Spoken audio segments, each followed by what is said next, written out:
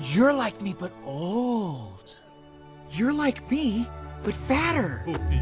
You're like me, but with a hat. Ooh. Ooh.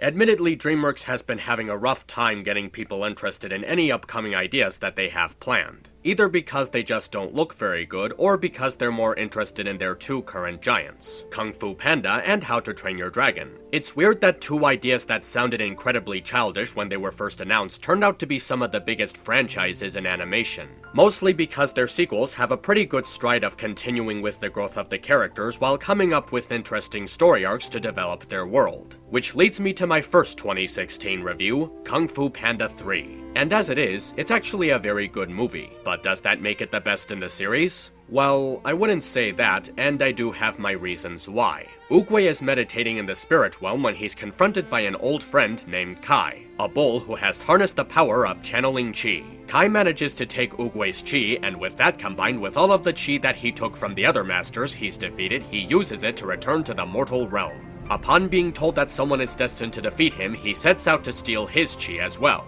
We also see that Po is still growing as Shifu's student and must learn how not only to become a teacher himself, but also how to harness the power of chi. Then Po is reunited with his long-lost father, which causes a rivalry between Mr. Ping and Li Shen for Po's approval, but then Po has to learn how to harness the power of chi to defeat Kai while also reconnecting with his panda brethren, while Kai is collecting the power of chi from the other masters. I think I'm starting to see the problem here. Admittedly, this movie, even as a third entry in the series, seems to have a variety of different subplots going on, and because of that, it suffers from some very obvious pacing issues. There's only so much that they can focus on because of the runtime, and at certain points it seems like some things happen too quickly or drag out too long. They try to pace it evenly, except that they still have an issue with focusing on different subplots over others, and it makes the ending feel very off-putting, which we will get to later. But the movie can still be good if the characters are fun to watch and the story engages in their arcs in an interesting way, which they manage to do. Po, for instance, is still progressing as a warrior while still having characteristics that feel familiar to those who saw the first two movies. His current traits and this next step in his training are balanced firmly so he gets to be silly and excitable while still maintaining a level-headed attitude so he can face his challenges competently. When he first messes up being a teacher, it's not because of idiocy. It's from a natural lack of experience in a field that was just thrown at him out of nowhere. In some cases, this does feel like a retrend of the first two movies, where he ends up feeling frustrated with something that challenges him and tries to avoid doing it again. That, or the whole be yourself thing, which is identical to the first movie, but it's not badly done. It's presented in a way that shows this is a new part of Po's life, and it's not just making him do something that he already did previously. He's confronted with a few new philosophies that contrast with his current state of mind. Learning how to maintain chi by learning that there's more to it than harnessing its power, and along the way, understanding not just how to be himself, but what he can do with this knowledge combined with his training. He also has a good connection with his father Lee, as the two get a chance to spend time with each other, and he learns more about his own kind and his early life. Some of the time between them may feel like excuses to tell jokes, but they're actually well timed and they actually are pretty effective at being humorous. Like when they're exploring artifacts of past warriors and make a quick gag about merchandising. The jokes meld in with the intention of giving Po a chance to interact with his father, so they feel tied into the story rather than pointless filler. The relationship between the two also grows in an appropriately progressive way when they have fun, show each other what the other's life was like while they were separated, even taking a break from all the fun stuff so they can just settle down and have a genuine heart-to-heart conversation. The scene where they visit a shrine for Po's mother is perhaps the emotional highlight of the movie. It's a simple yet very tender moment between the two where Lee explains how he truly feels about everything that's happened. The happiness he had with his wife and son, the loss that he felt when they were separated from him, the joy that he felt from finding his son after being separated from all these years, and the fear of possibly losing his son again. Po sympathizes with this not just because he's Lee's son, but from understanding that loss as they both share the memory of losing his mother. The The tone of the scene and the dialogue between them is very well done, and it invokes an appropriately strong emotional reaction without feeling manipulative. Lee also has his own story arc of trying to be a good father to his son that he only just reunited with after 20 years. He's just as silly as his son, but is also very stern and straightforward, bound to his responsibility as leader of the surviving pandas. The film does have a nice way of having him bounce off of the three scenarios, which are being a father to his son, connecting with Mr. Ping, and being a leader to the remaining pandas. And they mold together in a way that gives him a strong sense of responsibility, passion, and a good sense of humor. The biggest one of these three is his connection with Po, and it's actually one of the more compelling elements of the movie. The scene where he and Po get into a fight after it's discovered that he lied about knowing Chi was a little bit annoying at first, but over time it's a scene that makes a lot of sense. Po had a good reason for being upset as he was lied to, which resulted in him leaving his companions unprotected. But it's also understandable from Lee's point of view. He was rightfully afraid of losing his son, and his argument has a good point that's actually not brought up. Even if Po did stay, he wouldn't have been able to defeat Kai without knowing how to use Chi.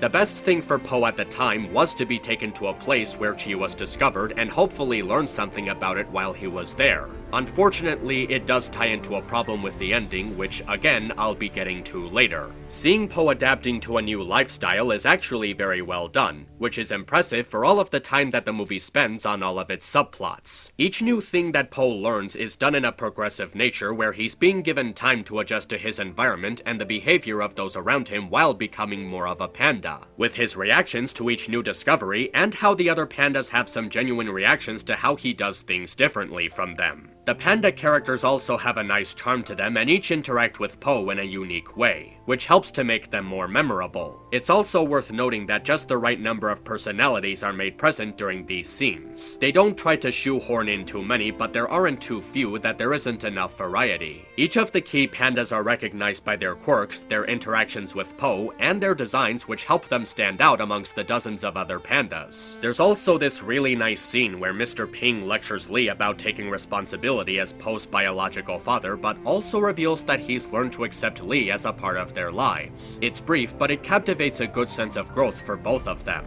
And knowing that he had to make this realization for himself with his past experiences of raising Po as his stepfather shows a very meaningful spirit within him. And this sense of spirit encourages Lee to take another shot at being a good father to Po. It concludes with a nice bit where he places a portrait of them next to one of Lee's wife and Po as a child, like it was a missing piece of a family portrait, and now that they're together, it's been completed. And it also expresses that getting through this struggle can only be possible through the unity between the three. It's another scene that progresses well, and while the dialogue between them can be hammy, it also comes from a place that feels soothing and comforting. There's even some nice banter between Po and Tigress, showing how they've bonded not just through how they talk, but through how they fight. The way that they spar with each other and read each other's moves feels like that they've been sparring for years. It allows Po to open up and admit to his confusion over everything that's happened. And while the answers to this confusion aren't given to him, Lee and Ping still manage to unify the pandas, which gives Po the confidence that he needs to take on Kai, motivating him to become a teacher for the pandas and leading to a pretty fun training montage. A clever bit about this is that Po actually takes Shifu's advice from the beginning and makes it into a tool for helping the pandas learn a unique type of kung fu style. He helps them realize who they are by being themselves, which allows them to focus on their individual talents to carry out an actually pretty clever battle strategy.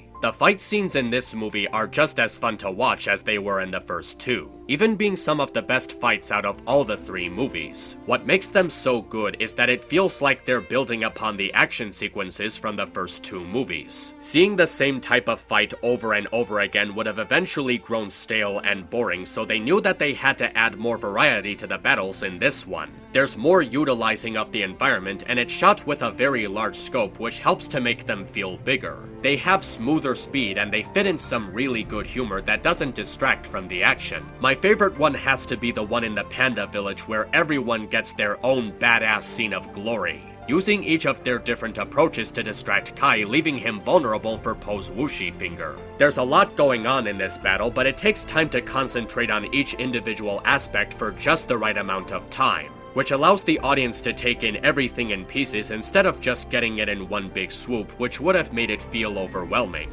I also really like the comedy in this one. While they may not have the best jokes in the trilogy, they still have some good timing and they have proper characters delivering them. The humor ties into the settings and the story so they fit together instead of being a pointless distraction. It even has a smart way of utilizing running jokes from the previous movies. My favorite joke would have to be when Tigress reacts to seeing how Po trains the other pandas and claiming that they're ready despite not doing what she would recognize as kung fu. It just feels very humorously charming to see her confused over a ridiculous yet very serious situation, and it's even made funnier with its contrasting with Po taking all of this seriously. The animation is really great, not just from how it looks, but from the way that the film is designed. It's shot in a way that fully captures the size and the scope of the world, as we see the film from different perspectives and angles. We also see areas on a much wider range, helping to make the settings interesting to explore. They're even laid out in a way that feels like there's more room for the fight scenes, helping them to feel less crowded and more expressive. There's also a couple of times where the movie tries presenting itself as a comic. The panels capture different events in the scenes with different colors and angles to help them pop out more.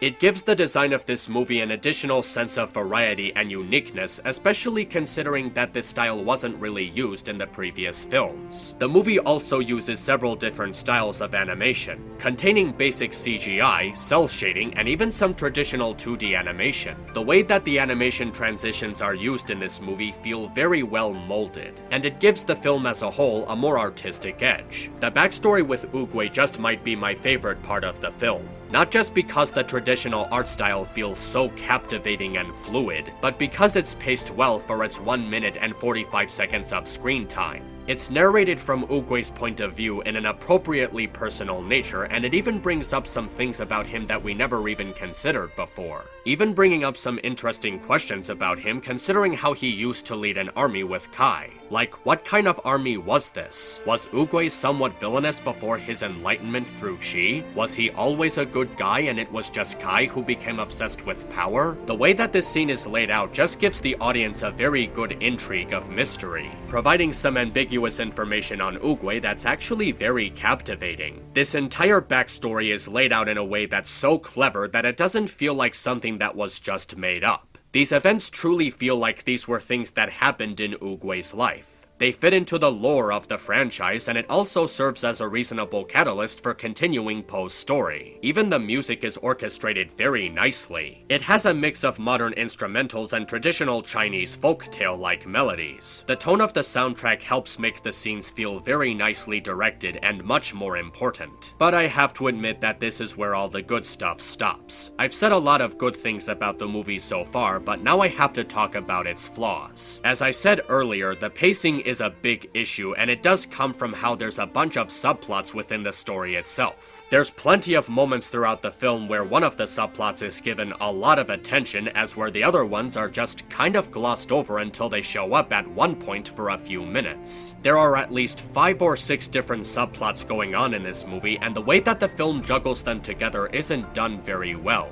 As the film shifts between different subplots, it just feels like they're constantly interrupting each other or coming out of nowhere. And at the worst of times, it makes the film feel very rushed. Rushing the story like this can also lead to some very serious plot holes. How did Tigress get to the village before Kai if she was in an injured state? Even if she was following some panda tracks, she couldn't have gotten that far if traveling that distance would have really exhausted her like that. Why doesn't Kai use Oogway's chi to fight against the pandas? In fact, why doesn't he use Tai Lung's chi?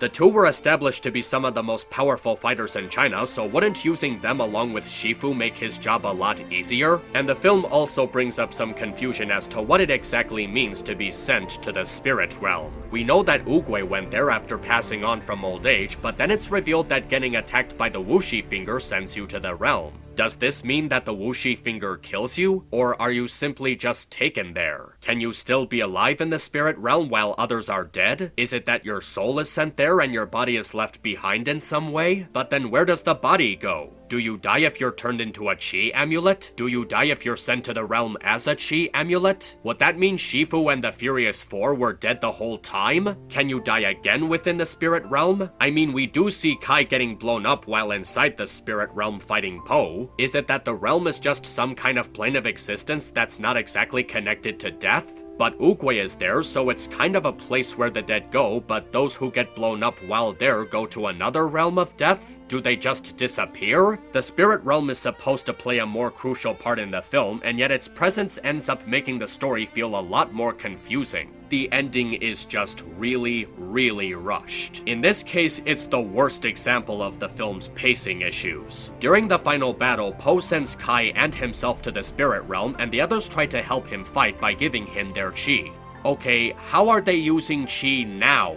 There was never a moment in the film where any of these characters were seen practicing it or even using the hand signs to do so. They are literally pulling this right out of their ass. Is chi just supposed to be connected to the emotional energy you share with loved ones? And how is the chi able to reach Po if he's literally in another dimension? And then all of a sudden Po has complete knowledge on not only how to use chi, but how to harness it. How the hell is this even possible? Even if Po was given chi, he was never taught or managed to learn by himself how to utilize it. Now he's just using it without any hands-on knowledge about it. If the movie had been better paced, a lot of the nature of the spirit realm and an explanation for how exactly chi works would have actually been better explained. And quite frankly, the development that Po goes through in this film really isn't as captivating as the second film. In the second film, Po had to learn about inner peace while fighting Shen and learning about the dark tragedy of his past. Despite remembering so many bad things and possibly being scarred for life, he still found inner peace and learned a very valuable lesson. He learned that life isn't about where you come from, but what you do with it and what type of person you mold yourself into from your experiences. And his arc ended on an amazing note where he tells Ping that despite learning more about his past, he still thinks of himself as his son.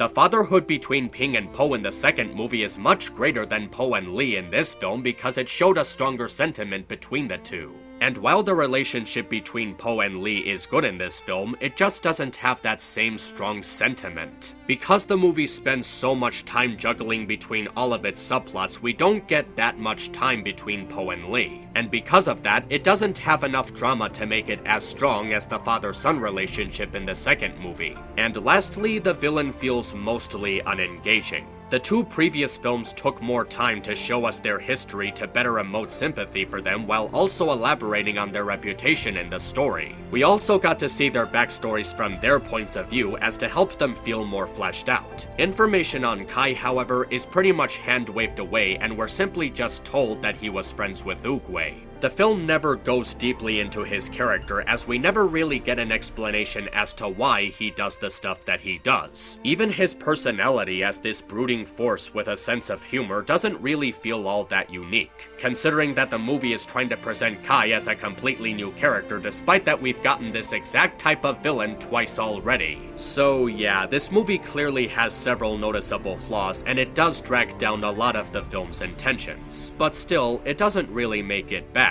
Hell, it doesn't even make it the weakest in the trilogy. If it were up to me, I'd say that this is the second best of the films, and it probably would have been better than the second if it had better pacing and less confusing plot threads. With all that said, Kung Fu Panda 3 was still a fun movie to spend my time on, and it was a pretty good way to kick off my time in the theaters in 2016. Even if the story is badly constructed at times, it still has great animation, very engaging characters, and a narrative that's just interesting enough to keep your attention. If by some chance you haven't seen it yet, I say give it a watch. You may be fairly surprised, and you just might find something to enjoy.